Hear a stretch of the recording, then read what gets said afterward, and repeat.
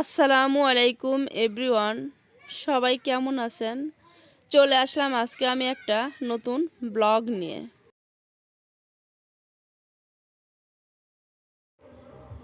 রান্না বান্না শেষ হয়ে গেছে সকাল সকাল, তাই চলে আসলাম পিছন বাড়ি পুকুর থেকে কিছু মাছ বড়শি দিয়ে ধরবো বলে। তো আজকে আমরা দুইজন মানুষ প্রতিযোগিতা দিছি কে কয়টা মাছ মারতে পারি, দেখা যাক ইনশাল্লাহ।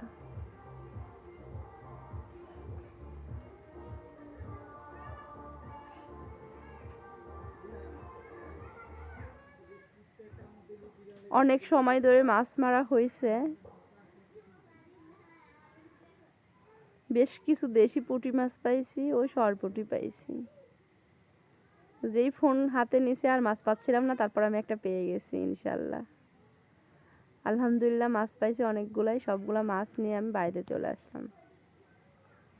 দেখুন আমি কতগুলা মাছ পাইছি, দুইটা সরপুঁটি, বাকিগুলা দেশি পুঁটি মাছ। মাছগুলা কি সুন্দর জ্যাতা লাফাচ্ছে। মাছগুলা নিয়ে আমি বাড়ির ছাদে চলে আসলাম। শুরুতে একটা মশা সুন্দর মতো কামড় দিয়ে দিল।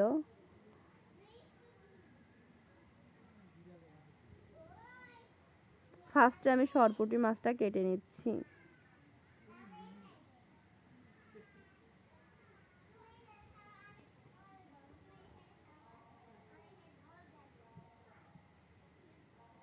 তারপরে আমি অন্য অন্য মাছগুলোও কাটবো।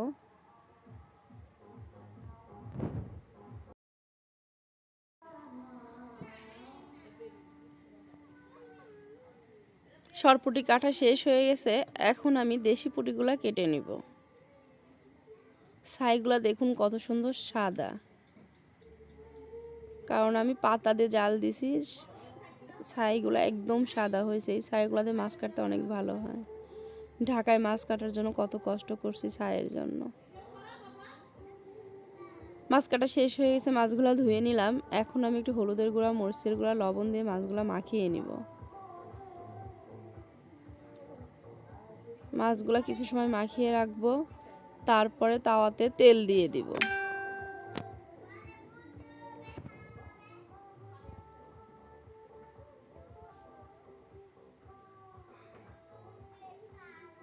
তাওয়াটা গরম হয়েছে কিনা দেখে এখন আমি তেল দিয়ে দিব। তেলটা আমি চার সাইডে ছড়াই দিব খুন্তি দিয়ে।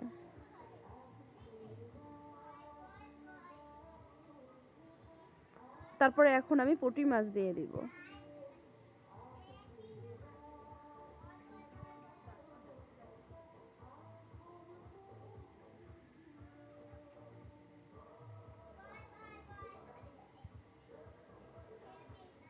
আগে সরপুঁটি দুইটা দিব, যাতে হচ্ছে ডুবা তেলে ভাজা হয়ে যায়। পরে হচ্ছে দেশি পুঁটিগুলা দিব। একদিকে মাছ ভাজি হচ্ছে, অন্যদিকে আমি ফুল গাছগুলা দেখে নিচ্ছি কি অবস্থা গাছের। আলহামদুলিল্লাহ প্রায় গাছেই ফুল হয়েছে। দেখুন দেশি পুঁটি মাছ একদম মচমচে করে ভাজি করতেছি, ছাদে বসে সবাই খাবো। কিছু মাছ আমি রুমে নিয়ে যাব। সন্ধ্যা হয়ে গেছে। একটা ডিম ভাজি সাথে মাছ ভাজি আমি দুই বাচ্চাকে খাওয়াই দিব। আজকের ভিডিওটা কেমন হয়েছে সবাই অবশ্যই জানাবেন। আজকের ভিডিওটা এখানেই শেষ করছি। আল্লাহ হাফেজ।